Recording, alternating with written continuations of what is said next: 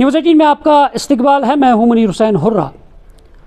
अपनी नवीयत का पहला खरगोश फार्म,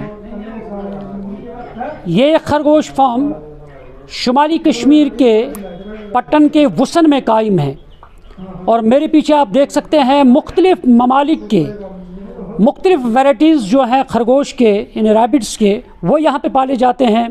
और तस्वीर में आप देख सकते हैं कि किस तरह से यहाँ मुख्तलिफ़ अक़साम के जो खरगोश हैं और इस फार्म में वो पाले जाते हैं और इनकी निगरानी की जाती है।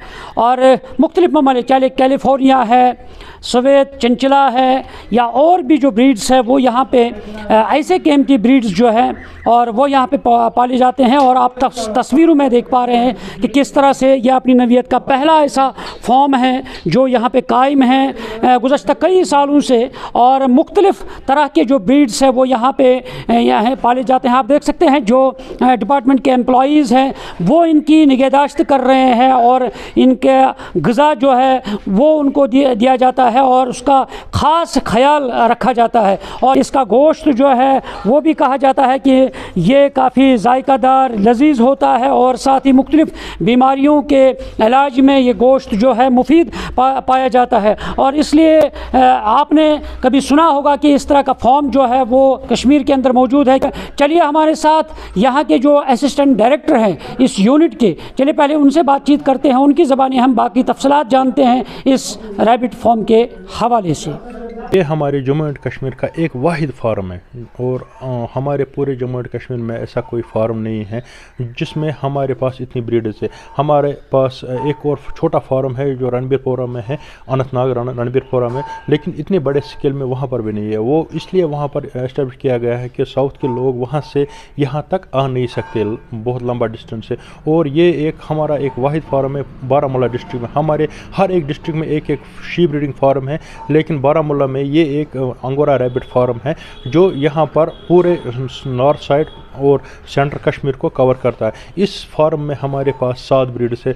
जैसे आप देख रहे हैं ये हमारा अंगोरा रैबिट फार्म है, अंगोरा रैबिट ब्रीड है जिसकी हम सिर्फ इसी एक रैबिट की हमारी क्लिपिंग होती है, शेयरिंग होती है और इसी का वूल यूज़ किया जाता है for shawls, for winter caps और फॉर ग्लोबन्स, उनके लिए इसका वूल इस्तेमाल। और इसका हम वूल जब क्लिप करते हैं वो साल में सिर्फ 2 बार करते हैं, एक ऑनसेट ऑफ द विंटर यानी कि बाय एंड ऑफ द सितंबर हम इसका क्लिपिंग करते हैं और on the onset of the summer by end of the March या फर्स्ट वीक ऑफ अप्रैल में हम इनकी क्लिपिंग करते हैं। और वो वूल हमारे पास रहता है और फिर हम उनको डायरेक्शन ऑफिस भेजते हैं, फिर वो प्रोसेसिंग के लिए आगे भेजते हैं।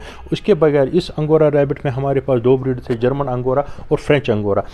उसके बगैर हम आप जैसे आगे चलोगे तो आप देखोगे बाकी 3 शर्ट्स हमारे पास है। वहाँ पर है ग्रे जायंट और ब्लैक ब्राउन, फिर है सोवियत चिंचला और न्यूजीलैंड वाइट और last but not the least California breed हमारे पास है। ये सारे जो ब्रीड्स यहाँ पर इस वक्त हमारे पास on by end of this month आज हमारे पास 1100 प्लस लाइव स्टॉक है और ये लाइव स्टॉक हमारे पास राउंड द ईयर सेल होता है। और पेट्स के लिए ज़्यादातर यहाँ पर लोग ले जाते हैं न्यूजीलैंड वाइट जो कम्प्लीटली वाइट है। इनमें तो फ़र है लेकिन उसमें भी उतना फ़र नहीं होता है, लेकिन इसमें वो बहुत अच्छा लगता है बच्चों को और पेरेंट जो होते हैं अपने बच्चों के लिए ले जाते हैं। जो भी हम लाइव स्टॉक यहाँ पर रखते हैं वो इसी हिसाब से रखते हैं कि जितना हमारा सेल हो जाए, जितना हमारे पास फीड है, फोडर है, उसी हिसाब से हमें उसको बैलेंस करके देख के चलना पड़ता है कि लाइव स्टॉक हमारे पास। एक महीने में कितने ये बच्चे देते हैं? सर ये एक महीने में 7 से 8 बच्चे देते हैं, डिपेंड अगर हमारे पर ग्रीन्स अच्छा हो। पिछले साल तो बहुत ड्राफ्ट हो गए थे हमारे पर ग्रीन्स ने, अब अल्लाह ताला की मदद से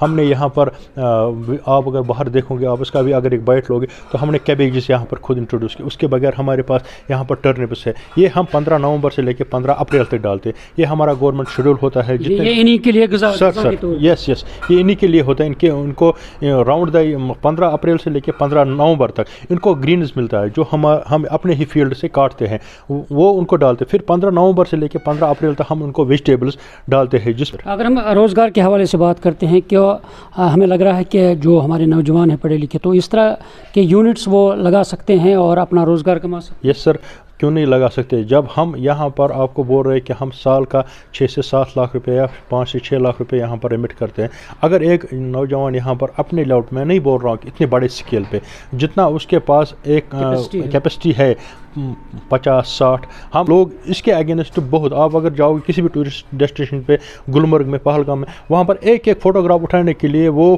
وہاں پر 100 روپیز چارج کرتے ہیں. اب آپ خود ہی سمجھ لو جب یہاں سے ہم ایک ان امپلائڈ یوتھ لے جائے گا وہ جب ان کا 2 یا 4 لے جائے گا زیادہ نہیں تو ودن 2 months ان کو 50 ہو جائے گا. ناظرین آپ نے تاثرات سنے ہیں کہ کس طرح سے یہاں کے اسسٹنٹ ڈائریکٹر جو ہے انہوں نے تفصیلاً بتایا ہے کہ کن کن ممالک کے جو ریبٹس ہیں جنہیں یہاں پالا جاتا ہے. اور اس میں سب سے بڑا یعنی جو خاص بات انہوں نے کہی کہ جو ان کے لیے جو غذا دی جاتی ہے وہ غذا جو ہے ان کے صحن میں ہی یہ سبزی اگاتے ہیں ڈپارٹمنٹ جو ہے. اس کے بعد یہاں پہ ان کو یہ سبزی جو ہے دی جاتی ہے. اور یہ اپنی نوعیت کا پہلا ایسا خرگوش فارم موجود ہے کشمیر میں جہاں سے اس طرح کے ویرائٹیز جو ہے مختلف ممالک کے ویرائٹیز جو ہے جنہیں پالا جاتا ہے. اور اس میں یہی میسیج بھی ہے کہ جو ہمارے پڑھے لکھے نوجوان ہیں اگر وہ اپنا یونٹ خرگوش کا یونٹ کھڑا کرنا چاہتے ہیں چالو کرنا چاہتے ہیں اپنا روزگار کمانا چاہتے ہیں وہ یہاں سے اپنے خرگوش لے سکتے ہیں اور اس کے بعد ایک ایسا یونٹ کھڑا کر سکتے ہیں جس کے ذریعے سے وہ اپنا روزگار کما سکتے ہیں. اور امید کرتے ہیں کہ نوجوان یہاں آ سکتے ہیں وہ یہاں سے خرگوش لے کر اپنا خاص یونٹ قائم کر کے اپنا روزگار حاصل کر سکتے ہیں. نیوز 18 جموں کشمیر کے لیے میں حسن پٹن سے منیر حسین خرہ.